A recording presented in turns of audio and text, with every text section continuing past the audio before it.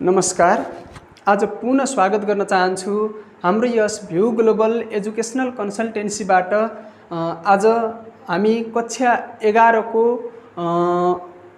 Account सब्जेक्टको पाठ्य वस्तुहरूलाई प्रस्तुत गर्ने क्रममा आज म कक्षा 11 कै एकाउन्टको गभर्नमेन्ट एकाउन्टिङ भन्ने च्याप्टर युनिट 19 मा रहेको छ त्यसलाई प्रस्तुत गर्न गइरहेको छु। सुरुमा यसको थ्योरिटिकल कुराबाट हामी अगाडि बुझ्दै जानुपर्छ। विशेष गरेर खास गरेर यो एकाउन्टिङको सिस्टममा हामी कक्षा 11 मा एउटा कमर्सियल एकाउन्टिङ र गभर्नमेन्ट एकाउन्टिङ भनेर दुई पार्टमा छुट्याएको छ, जसमध्ये युनिट 18 सम्म हामी कमर्सियल एकाउन्टिङ पढ्यौं भने युनिट 19 पछाडिका च्याप्टरहरू गभर्नमेन्ट एकाउन्टिङसँग सम्बन्धित छन्। आज हामी सुरुमा युनिट 19 भित्रको गभर्नमेन्ट एकाउन्टिङलाई परिभाषित गर्दै थोरै बेसिस कुराहरू थ्योरिटिकल पार्टलाई थोरै जानकारी लिँदै त्यसपश्चात हामी यस गभर्नमेन्ट एकाउन्टिङ भित्रको न्युमेरिकल बेसमा प्रवेश गर्नेछौँ।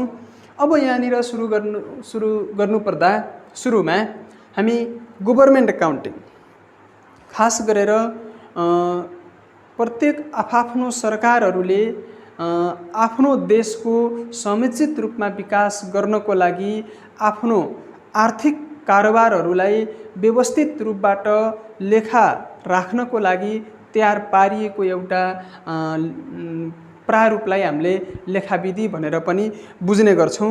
खास गरेर यसमा आर्थिक कारोबारहरूलाई सुव्यवस्थित तरिकाले राख्ने एउटा कला हो खास गरेर लेखाविधि भनेको। यस सन्दर्भमा हामी कक्षा 11 मा यो गभर्नमेन्ट एकाउन्टिङ प्राय गरी हामीले हाम्रो देशसँग रिलेटेड हाम्रो गभर्नमेन्टसँग रिलेटेड कुराहरूलाई मात्रै यसमा फोकस गर्ने गर्छौँ।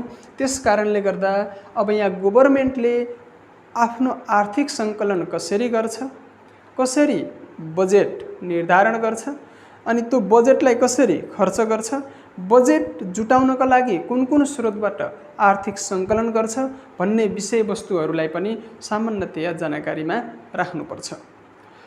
खास गरेर गभर्नमेन्टले मूल यसको आर्थिक जुन फाइनेन्सियल कलेक्सनतिर जाने हो भने उसको मेन स्रोत भनेको ट्याक्स रहने गर्छ। अनि विभिन्न देशहरूको अनुदान सहयोग हैन त्यही सरकारबाट उठेका विभिन्न किसिमका करहरूबाट उसको एउटा फन्ड कलेक्सन हुन्छ भने त्यो फन्डलाई समुचित रूपमा देशको बजेट विनियोजन गर्ने अनि स्वास्थ्य, विद्यालय, सडक हैन त्यसपछि विकासका पूर्वाधारहरू तयार पार्नको लागि चाहिँ उसले खर्च गर्ने गर्छ। त्यसै सन्दर्भमा आज हामी सुरुमा जाउँ मिनिङ अफ गभर्नमेन्ट एकाउन्टिङ, यहीँबाट सुरु गरौँ। यसभित्र हामी सुरुमा थ्योरिटिकल पार्टलाई जोड दिइसके पश्चात हामी न्युमेरिकल पार्टमा पनि प्रवेश गर्नेछौँ। आज सुरुमा यसको मिनिङबाट सुरु गरौँ। सामान्यतया एउटा गभर्नमेन्ट एकाउन्टिङ भन्नाले जुनसुकै संस्थानहरूमा भएको आर्थिक कारोबारहरूलाई सुव्यवस्थित र एउटा आफ्नो नीति नियममा आधारित भएर जुन आर्थिक कारोबारहरूलाई व्यवस्थित रूपमा राख्ने काम गर्छ, सामान्यतया त्यसलाई हामीले लेखाविधि भनेर बुझ्ने गर्छौँ। त्यसमा यहाँनिर भनिएको छ government accounting is the process of recording, analysing, classifying, summarising अनि communicating and interpreting financial information about government in aggregate and in details reflecting all transaction involving the receipts, transfer and deposition of government fund and property भनेर यसमा प्रस्तुत रूपमा व्याख्या गरिएको छ। खास गरेर कोष र आफ्नो सम्पत्तिहरूलाई विभिन्न किसिमबाट सञ्चय गरेर त्यसलाई एउटा त्यसलाई रेकर्ड गर्ने कुरा, एनालाइजिङको कुरा, क्लासिफाईको कुरा, समराइजिङको कुरा हैन अनि यो कुमुलेटिङको कुरा, कम्युनिकेसनको कुरा अनि विभिन्न कुराहरूलाई मध्यनजर गर्दै एउटा फन्ड जुन एउटा कोष र आफ्नो सम्पत्तिहरूलाई जुन लेखाविधिको मापदण्ड अनुसार लेखा राख्ने काम गर्छौँ त्यसलाई हामीले सामान्यतया यसबाट पनि बुझ्न सक्छौँ कि गभर्नमेन्ट एकाउन्टिङ भन्नाले के हो भन्ने कुरा। अब यस पश्चात थोरै यतापट्टि लागौँ। यहाँनिर क्यारेक्टरिस्टिक्स अफ गभर्नमेन्ट एकाउन्टिङ भनेर दिएको छ, जसभित्र गभर्नमेन्ट एकाउन्टिङका आफ्ना विशेषताहरू के हुन्छन् ती विशेषताहरूलाई यहाँनिर बुदागत रूपमा प्रस्तुत गरेको छु। यसलाई त्यस्तो एकदम इजी रूपमा पनि बुझ्न सक्छौँ हैन। खास गरेर यसका विशेषताहरू के हुन्छन् भन्दा गभर्नमेन्ट एकाउन्टिङ अन्तर्गत सुरुमा छ नम्बर 1 मा based on double entry of book keeping system. सुरुको हामीले कमर्सियल एकाउन्टिङ पढ्दै गर्दा पनि सुरुमा हामीले जुन लेखा प्रणालीलाई डबल इन्ट्री सिस्टमबाट राख्ने काम गऱ्यौँ त्यसैको आधारमा नै गभर्नमेन्ट एकाउन्टिङलाई पनि double entry book keeping system दोहोरो लेखा शिरस्ता प्रणालीबाटै डेबिट र क्रेडिट पक्षमै मिलाएर लेखा राख्ने काम गर्छौँ। त्यो हुन्छ एउटा डबल इन्ट्री सिस्टम भनेको डेबिट र क्रेडिट को आधारमा सिस्टमेटिक तरिकाले दोहोरो लेखा पर्ने गरी राखिने गर्छ भने। अर्को छ एम्फेसिस अफ ब्याङ्किङ ट्रान्जेक्सन। ब्याङ्कसँग ट्रान्जेक्सन हुनुपर्छ, खास गरेर यो ब्याङ्किङ कारोबारमा जोड दिएको हुनुपर्छ भन्ने छ। हरेक संस्थान, हरेक मन्त्रालय, हरेक विभाग, हरेक सरकारी कार्यालयहरूले आफ्नो इन्कमको कुरालाई पनि ब्याङ्किङ ट्रान्जेक्सनबाट सो गरेको हुनुपर्छ र इन्कम भएको कुरालाई ब्याङ्किङ ट्रान्जेक्सन अनुसार देखाएको हुनुपर्छ। साथै आफूले गर्ने खर्चहरू पनि चेक मार्फत गरिएको हुनुपर्छ भनेर एउटा सम्पूर्ण संस्थानहरूको ब्याङ्किङ एकाउन्ट खोलिएको हुन्छ, त्यसबाटै ट्रान्जेक्सन हुनुपर्छ भन्ने कुरा नम्बर 2 ले भन्न चाहन्छ। यसै गरी नम्बर 3 मा छ बेस अन बजेट। बजेटमा आधारित छ, उसको इन्कमको कुरा कस्तो छ अनि उसको एक्सपेन्सेसको कुरालाई कसरी छ, दोहोरो लेखा प्रणाली अन्तर्गत आफूलाई कुन कुन रूपमा प्रस्तुत गर्न सकिन्छ भनेर एउटा अनुमानित आय व्यय विवरण सो गर्ने पद्धति नै बजेट हो हैन। त्यो बजेटलाई त्यही बजेटको आधारमा लेखा प्रणाली अनुसारको कार्य गर्दै जान्छौँ। त्यसै गरी छ अर्को नम्बर 4 मा not relating to profit and loss. यहाँनिर के बुझ्नुपर्छ भन्दा हामीले पढेको मैले भने एकाउन्टिङको सिस्टममा विशेष गरेर कमर्सियल एकाउन्टिङ र गभर्नमेन्ट एकाउन्टिङ भनेर चाहिँ हामीले जुन परिभाषित गर्यौँ त्यस सन्दर्भमा कमर्सियल एकाउन्टिङ चाहिँ प्रॉफिट ओरिएन्टेड हुन्छ भने गभर्नमेन्ट एकाउन्टिङ प्रॉफिट ओरिएन्टेड हुँदैन, यो सर्भिस ओरिएन्टेड हुन्छ। एउटा कुनै पनि सरकारले आफूले तय गरेको बजेट खर्च गर्ने सन्दर्भमा उसबाट अनपेक्षित रूपमा त लाभ हुने तरिकाले नै काम गर्ला, तर उसको मुख्य उद्देश्य भनेको नाफा कमाउने हुँदैन, विकासको कुरालाई जोड दिने, सम्पूर्ण त्यहाँको जनताहरूले समुचित रूपमा त्यसको लाभ उठाउन सकुन्, सबैले त्यसको सदुपयोग गर्न र उपभोग गर्न सकुन् भन्ने तरिकाले नाफामुखी नभएर सेवामुखी रूपमा काम गरेको हुन्छ गभर्नमेन्ट एकाउन्टिङले। त्यसै गरी अर्को छ अडिटिङ। त्यो कार्य संस्थागत रूपमा भएका आम्दानी र खर्चहरूलाई व्यवस्थित सुव्यवस्थित ढङ्गबाट लेखा वा हिसाब किताब राखिएको छ कि छैन भनेर वर्षको अन्तिममा लेखा परीक्षकले त्यो कुनै पनि कार्यालयको लेखा प्रतिवेदन तय गर्नका लागि लेखा परीक्षण गरिदिन्छ, जुन लेखा परीक्षणसँग गराउनुपर्छ। एउटा नीति नियममा आधारित भएको लेखा पद्धतिमा हिसाब राखेको छ कि छैन भनेर वर्षको अन्तिममा सम्पूर्ण कारोबारहरूलाई त्यसको समराइज गर्नको लागि पनि हामीले अडिट गर्ने काम गर्छौँ। त्यसै गरी नम्बर 6 मा छ गभर्नमेन्ट रुल्स एन्ड रेगुलेसन। संस्थागत रूपमा होस् वा कुनै पनि मन्त्रालय विभाग वा अन्य संस्थानहरूले होस्, त्यसमा परेको बजेटहरूलाई कसरी खर्च गर्ने, इन्कम गर्ने स्रोतहरूको पनि एउटा देशको कानुन नीति नियम हुन्छ, त्यसैमा आधारित रहेर गभर्नमेन्ट एकाउन्टिङ भित्रको एकाउन्टिङ राख्ने सिस्टम हुन्छ त्यो आफ्नो नीति नियममा आधारित भएर गरिन्छ।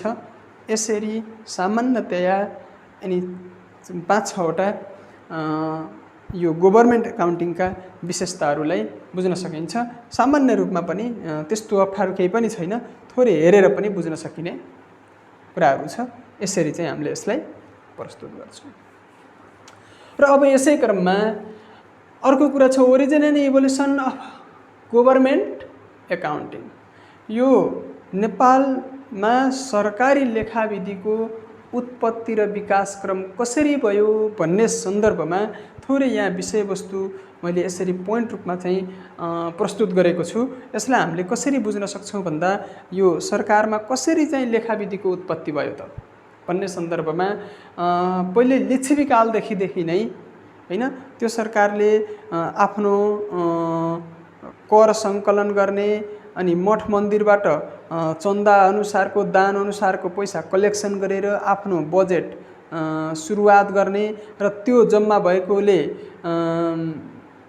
तिनै पुलहरू बनाउन, मठ मन्दिर गुम्बाहरू बनाउन, अनाथहरूलाई सहयोग गर्न र सामान्य रूपमा विकास गर्ने कुराहरूलाई जोड दिनको लागि लिच्छवी कालदेखि नै एउटा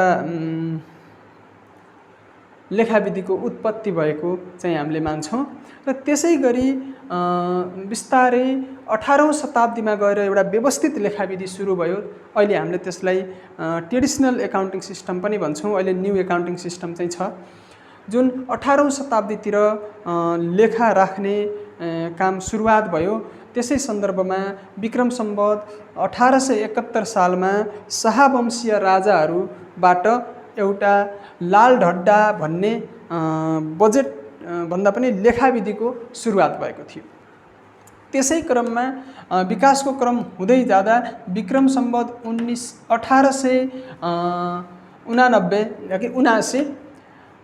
1879 मा मोठ ढड्डा भन्ने चाहिँ एउटा ढड्डा व्यवस्थित भयो।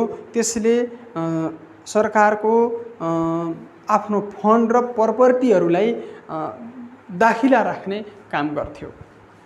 त्यसै क्रममा फेरि 1925 मा किताबखानाको विकास भयो।